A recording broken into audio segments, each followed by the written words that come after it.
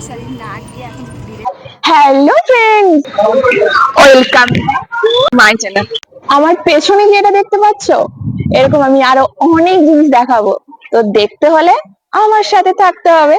তো পুরো ভিডিওটা স্কিপ না করে দেখতে থাকো। তো চলো, আমরা রেডি হয়ে বেরিয়ে পড়েছি। এখন যাব তালসারিতে। হ্যাঁ, ফার্স্টে ভাবলাম সায়েন্স সিটিতে যাবো, তারপরে ভাবলাম না, একটু তালসারি খেয়ে আসি।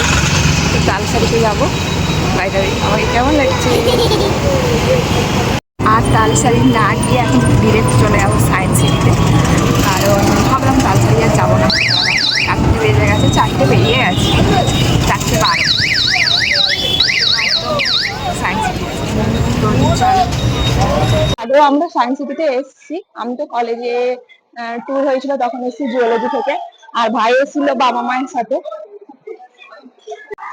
তো মিঠি আর মা।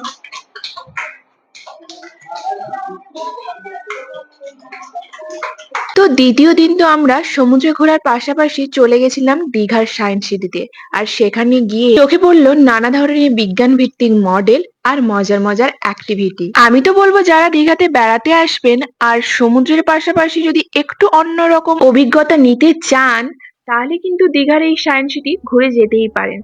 দেখুন এখানে এই যে স্টিকটা, এটা তো সোজা, তাহলে এর মধ্যে দিয়ে কি করে যাচ্ছে। আরো নানা ধরনের বিজ্ঞান ভিত্তিক মডেল রয়েছে, সেগুলো তোমরা দেখতে থাকো, আমি আর বেশি কিছু বলছি না।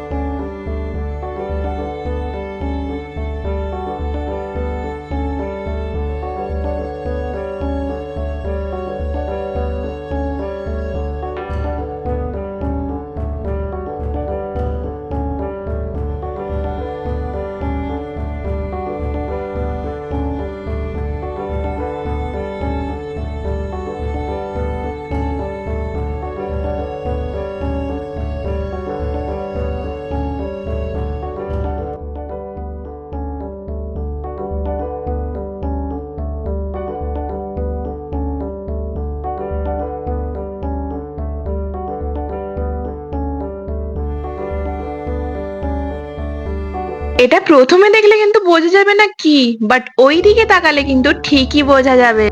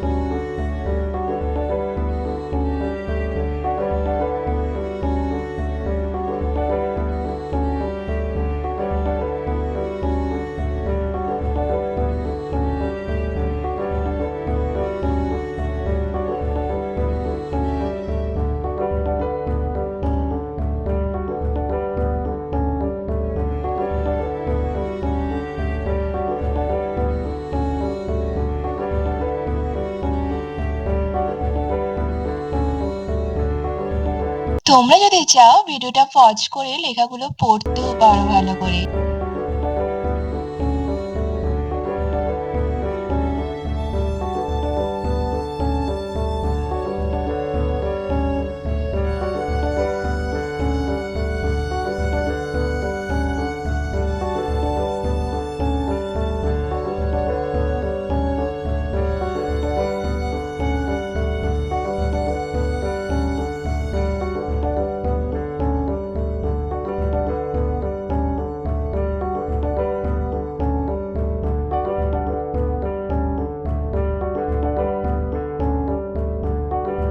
সবাই ঘুরে ফিরে এসে ঠিক এই জায়গাতেই ভিড় করছে, কারণটা কি জানো? এই যে এখানে ঠান্ডা আছে, হ্যাঁ এখানে আছে এসি, ঠান্ডা ঠান্ডা কোল কোল। আমি এই সময় একটু সুযোগ পেয়েছি, এই সময় একটু কম ভিড়, তো এসে দাঁড়ালাম আর দেখো দুজনে দুদিকে এসে দাঁড়িয়ে গেছে ঠিক এসির সামনে। তো ওখান থেকে বেরিয়ে আমরা পার্কে চলে এলাম। পার্কটা ছিল ভীষণ সুন্দর। চলো আমি ঘুরবো আর তোমাদেরকে এই ভিডিওর মাধ্যমে ঘুরিয়ে দেখাবো।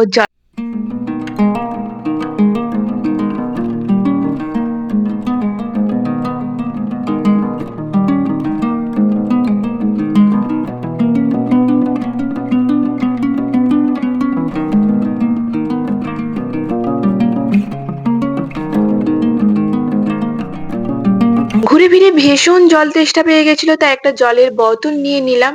আর দীঘা এসে হোটেলের পর সব থেকে বেশি খরচা যদি কিছুতে হয়, সেটা মনে হয় জল কিনে কিনেই টাকাটা খরচা হয়েছে। সত্যি বলছি, এত জলের বোতল কেনা হয়েছে না, লাইফে মানে এত জলের বোতল কিনিনি আমি এই দীঘা এসে, যত জলের বোতল কিনেছি আমি।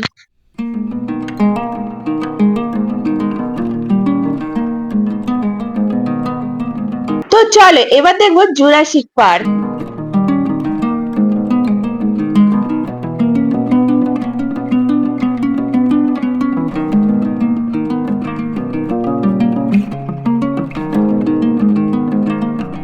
তো ঘুরে ফিরে তো ভীষণ খিদে পেয়ে গেছিল, তাই পিৎজা অর্ডার করে দিয়েছিলাম। বাট পিৎজাটা আমরা ভেবেছিলাম সমুদ্রের পাড়ে বসে খাবো, বাট সেখানে প্লেস না পাওয়ার দরুন আমরা একটু দূরের দিকে এসে বসে পিৎজা আর বার্গার খেলাম। আর খেতে ছিল জঘন্য, মানে যেটা একদম শক্ত পাউরুটি, তার থেকেও জঘন্য খেতে ছিল পিৎজাটা।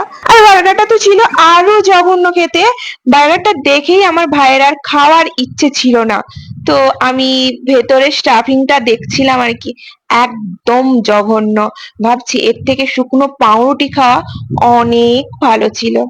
তো খাওয়া দাওয়া করে এখানে মা একটু খাচ্ছিল চা, দেন এইখানে আমরা তিনজন নিয়ে নিয়েছিলাম আইসক্রিম। আইসক্রিমটা ছিল দারুণ, কুলফি আইসক্রিম। তো ওই আলোর দিকে বসার জায়গা তো পেলাম না, তাই অন্ধকারে যে সমুদ্রের পাড়ে যে বোল্ডার গুলো থাকে বড় বড়, ওখানেই বসেছিলাম অনেকটা সময়। এখনো কেনাকাটা শেষ হয়নি, এখনো